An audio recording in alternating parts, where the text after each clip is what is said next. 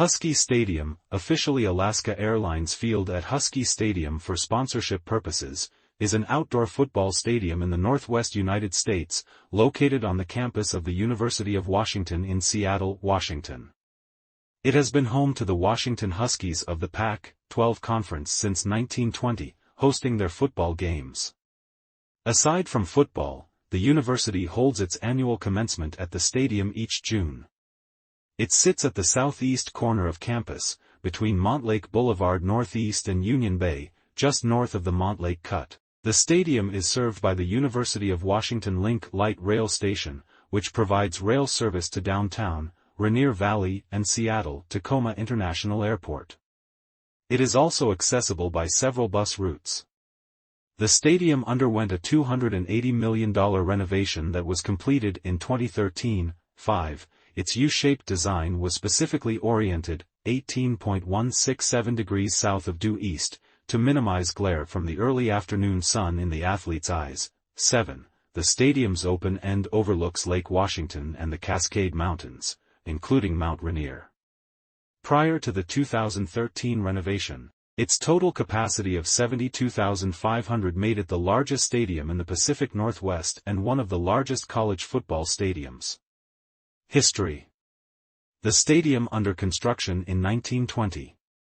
The original stadium was built in 1920 by Puget Sound Bridge and Dredging Company with a seating capacity of 30,008. It replaced Denny Field, located at the north end of campus, south of Northeast 45th Street and 20th Avenue Northeast. Husky Stadium's first game was the concluding game of the 1920 season, a 28-7 loss to Dartmouth on November 27. On July 27, 1923, the stadium was the site of President Warren Harding's final public address. With a frown 9, he died in San Francisco less than a week later. The capacity of the lower bowl was expanded with the addition of 10,000 seats around the rim in 1936. In 1943, 35,000 people watched a demonstration of a mock World War II bombing raid, showing how local forces would respond in an attack. The Seattle Fire Department and emergency response teams rescued mock victims and buildings constructed on the field that were exploded as P-38 planes flew overhead to demonstrate how citizens should react. 10, 11, 12. The first of the stadium's iconic covered grandstands was constructed in 1950, adding 15,000 seats to the south side. 13. Several thousand additional seats were added in 1968. In 1987, 13,000 seats were added with the construction of the North Grandstand. 14. Similar to the South Stand, this structure included a cantilevered steel roof covering a portion of the lower seats. The project made headlines on February 25, 1987, when the grandstand collapsed during construction as a result of miscommunication between the workers and the contractor, which led to the premature removal during the intended replacement of several support cables. 15. Although there were no casualties, property damage ranged from $500,000 to $1 million and resulted in setbacks. However, the stadium addition was completed in time for the start of the 1987 Husky football season. 16, 17.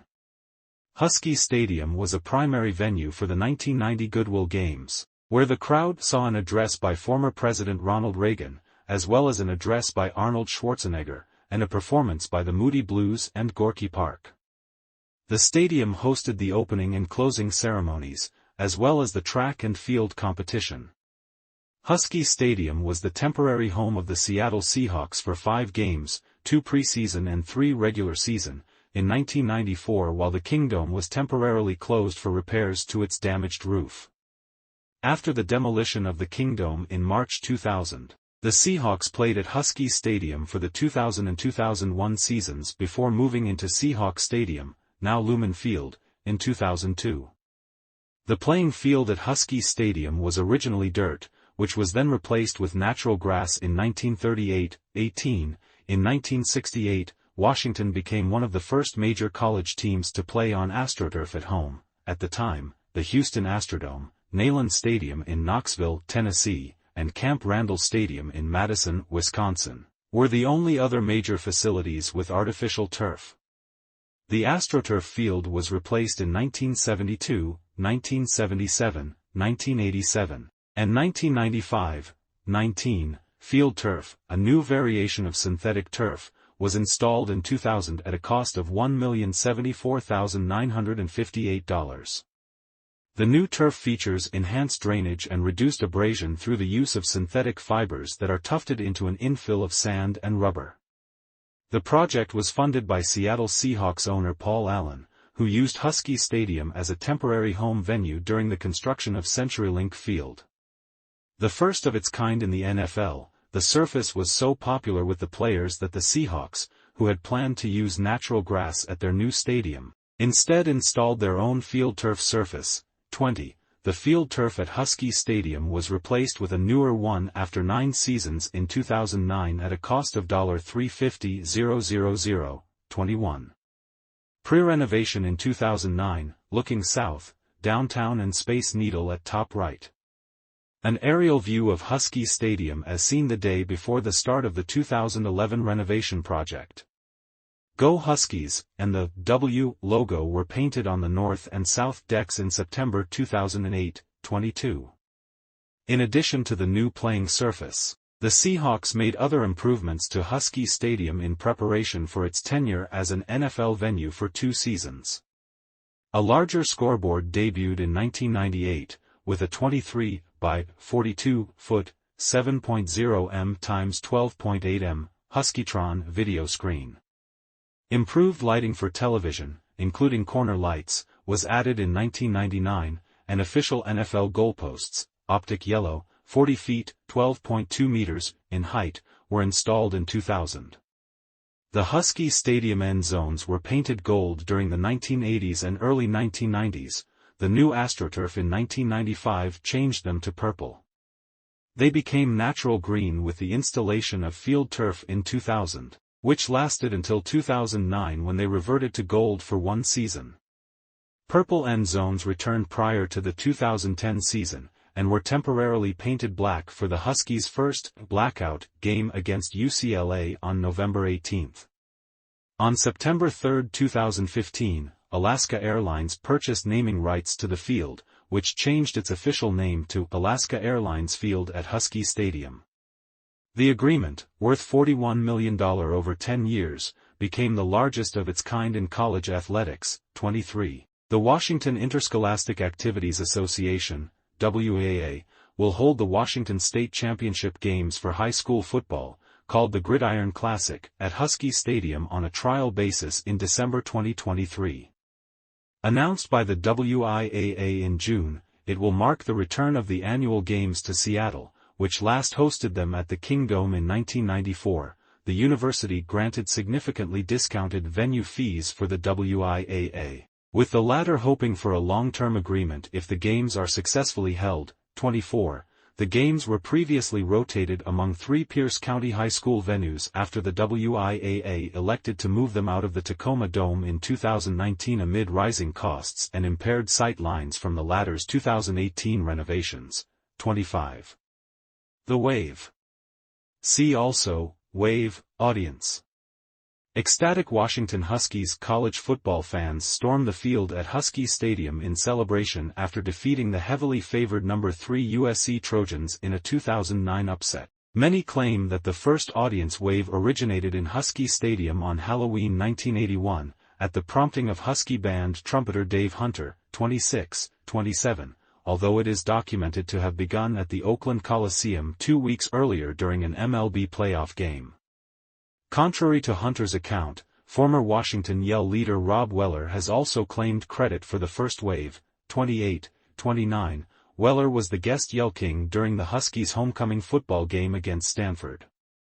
His initial concept for the wave was for it to travel vertically, from the bottom of the stands to the top, within the Husky student section. 26, 30.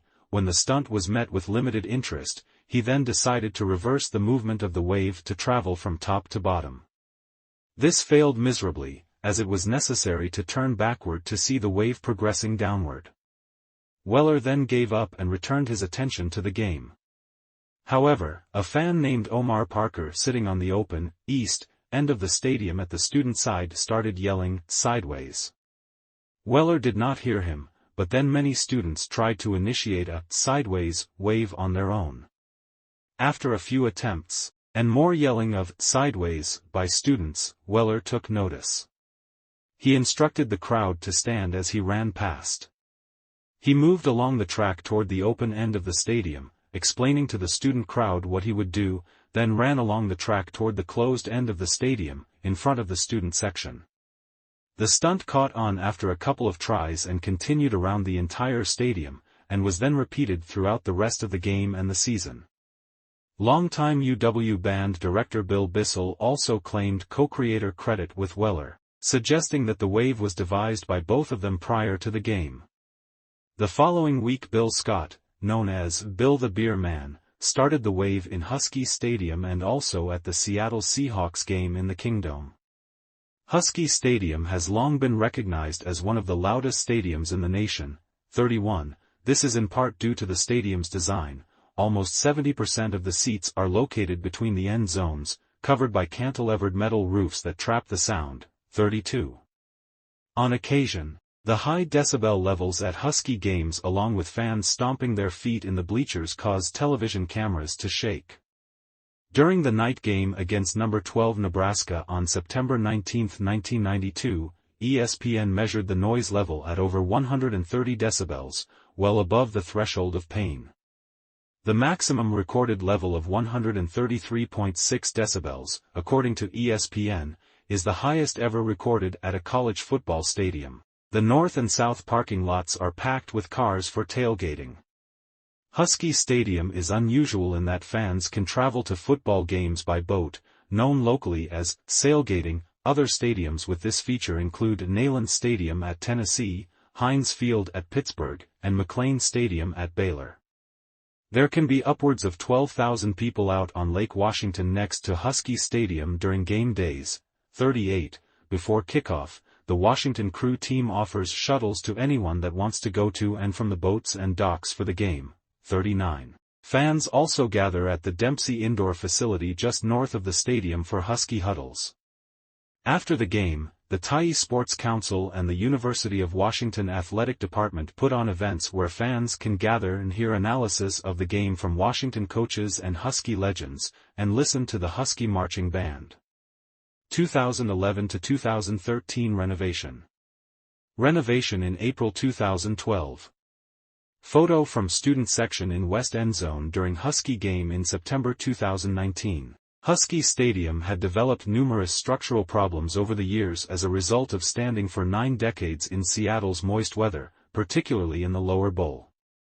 In November 2011, Husky Stadium began a $261 million renovation, 40, the largest single capital project in the university's history. 41. Home games were played at CenturyLink Field during the 2012 season while construction took place. 40. The Apple Cup in 2011 was moved to CenturyLink, Quest Field through 2011, to advance the start of the project by several weeks. The new Husky Stadium was developed by Wright Runstad & Company, designed by 360 Architecture, and constructed by Turner Construction Company. The steel decking was supplied by Profile Steel.